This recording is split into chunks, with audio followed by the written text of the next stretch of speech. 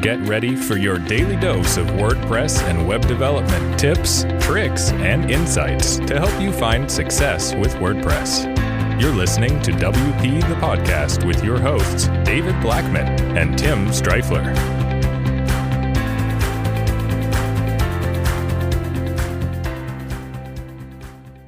Hey everybody, welcome to another episode of WP the Podcast, brought to you by WP Gears. I'm David Blackman. And I'm Tim Streifler. Today in episode 623, how to answer the "Do I need a website?" question from clients. Obviously, social media is free. Everybody's on Facebook, Instagram, Snapchat, TikTok, you name it. Whatever the next one that comes out, social media is free. And some clients are under the misconception, I'm throwing it out there, it's a huge misconception that they don't need a website, that everybody's on social.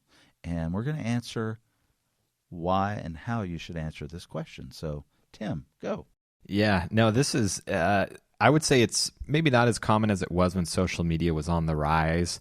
And Facebook and Twitter and Instagram, came out and all that. People were thinking, oh, this is going to replace websites. But it still happens, and also in certain niches as well. So, for example, in the photography niche or niche, depending on how you want to say that word, a lot of photographers have their Instagram profile, and that's it. And they literally do bids through Instagram. They're direct messaging people about photography projects. My cousin's a professional photographer, and I see this, and so many of them don't have websites. It's like it's not common to have a website. It's not only like some of them don't. It's like no, like most of them don't.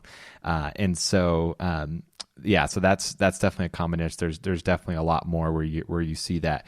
And so I would say the first thing that you want to tell a client that might be kind of saying that objection when you're trying to do a website project for them is when it comes to social media, you don't own the content. You don't own anything. You're completely putting all of your eggs in someone else's basket, whether that's Instagram, whether it's Facebook, whether it's, whatever, LinkedIn, Twitter, doesn't matter.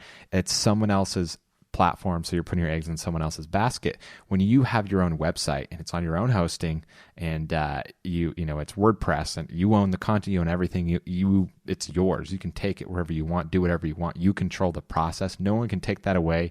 You're not fighting algorithms. You can build your email list. You can build organic traffic following within Google and so forth. And so you are in complete control. I think a perfect example of what you're talking about, Tim, is Twitter lately with Donald Trump and the censorship that they chose to do to him, which was his, this is not a political podcast. Let me throw that out there. We're not endorsing or not endorsing or throwing anybody under the bus. We just want to use it as an example.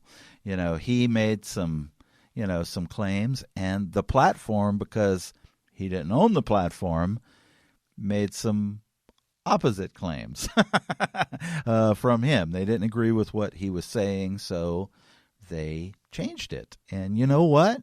That's the reality. These social platforms and stuff, yes, they're free. Yes, everybody's on them.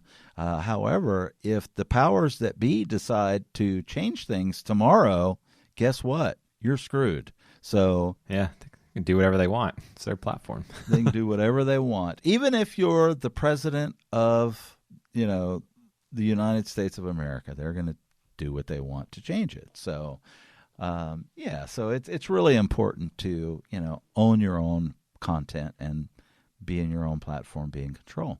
Yeah, and another story that a really good example that applies to this is something that you told me about, David. You had a friend who had a pretty popular YouTube channel, and all of their eggs was in the YouTube basket, and YouTube changed their algorithms, and all of a sudden their views and their subscribers just kind of tanked. And rather than them using YouTube to then build an email list and build content on their website and start diversifying, they completely relied on the YouTube, and it drastically affected their income, right?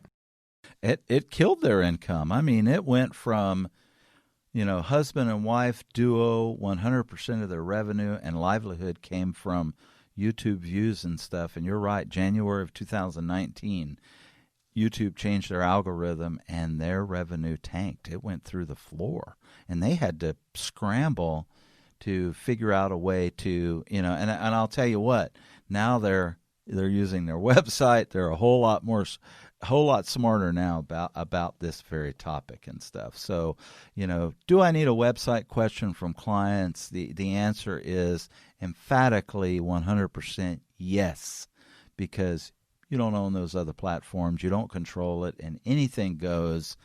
They could change tomorrow, and your whole business model and revenue can be gone for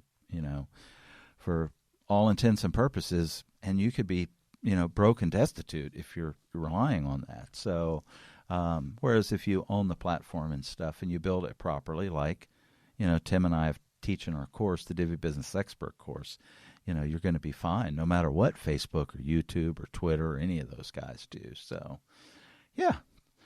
Tomorrow we've got another great topic. Should I monetize my website with ads? Tim, until tomorrow, we'll see you then. Take care. Bye-bye. We've come to the end of today's episode of WP the Podcast. Join us tomorrow for more daily tips and strategies designed to help you run your WordPress business toward success. Remember to subscribe to WP the Podcast so you can stay up to date with each episode. And don't forget to rate and review us. We'll see you again tomorrow right here on WP the Podcast.